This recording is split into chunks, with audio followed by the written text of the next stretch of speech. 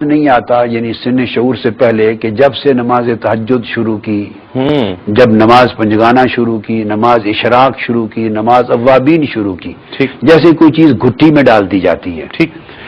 میرے والد گرامی وہ جس رورل ہیلتھ سینٹر میں ایک چھوٹے ہاسپٹل میں جہاں وہ ڈاکٹر تھے، انچارج تھے، وہ جنگ صدر سے 30 میل کے فاصلے پر تھا.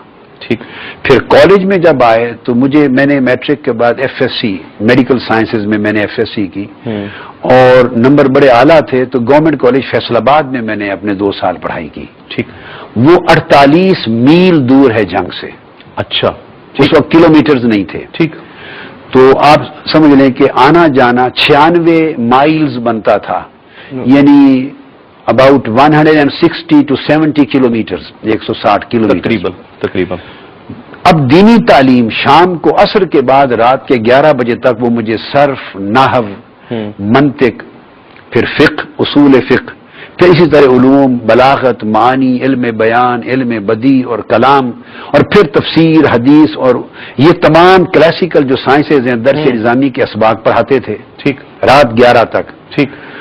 صبح تہجد کی نماز پڑھ کے میں نیو خان ٹرانسپورٹ کے لیے بس کے اڈے پہ روانہ ہو جاتا تھا پیدل، اور فجر کی نماز اس اڈے کی مسجد میں پڑھتا تھا، نماز فجر، اور بیٹھ کے گورنمنٹ کالج فیصل آباد جو دھوبی گھاٹ کے پاس تھا وہاں آ کے اترتا تھا.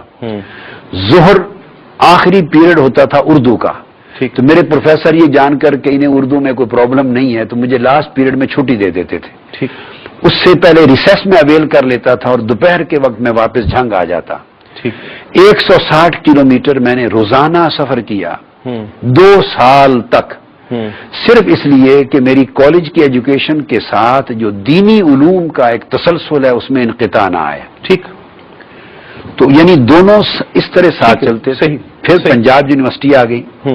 تو میں نے بی اے جب 1970 میں کیا تو میں چھٹیوں میں چلا جاتا تھا مولانا عبدالرشید رضوی اور دیگر علماء جامع قطبیہ میں، تاکہ رات دن صبح 3 بجے سے لے کے رات کے 11 بجے تک پھر مسلسل 18 گھنٹے درسیات علوم دینیہ چلتے تھے.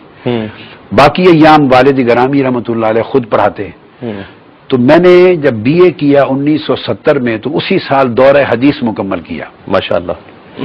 اور یہ ابتدا کی تھی 1962 میں، 8 سال لگے، اور ابتدا کی تھی ابا جی قبلہ رحمۃ اللہ علیہ سے، اور پھر میری باقاعدہ تعلیم کی یعنی سمجھ لیں کہ بسم اللہ کے لیے آغاز کے لیے پھر مدینہ طیبہ لے گئے، اور حضرت مولانا ضیاء الدین مدنی رحمۃ اللہ تعالی علیہ کے دست اقدس پہ میری بسم اللہ ہوئی، اور ان کے پاس میں نے بچپن کے میرے پہلے استاذ حضرت مولانا ضیاء الدین مدنی ہیں. کیا بات. اور گنبد خضرا کے سامنے مدرسۃ العلوم شرعیہ تھا. ٹھیک.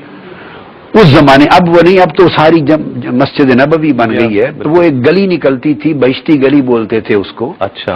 اور وہ پھر تھوڑا سا کروٹ لے کے سیدھا جنت البقیع کی طرف جا کھلتی تھی.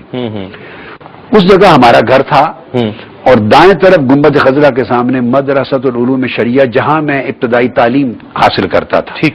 تو انہوں نے بچپن سے لے کر میری تعلیم کے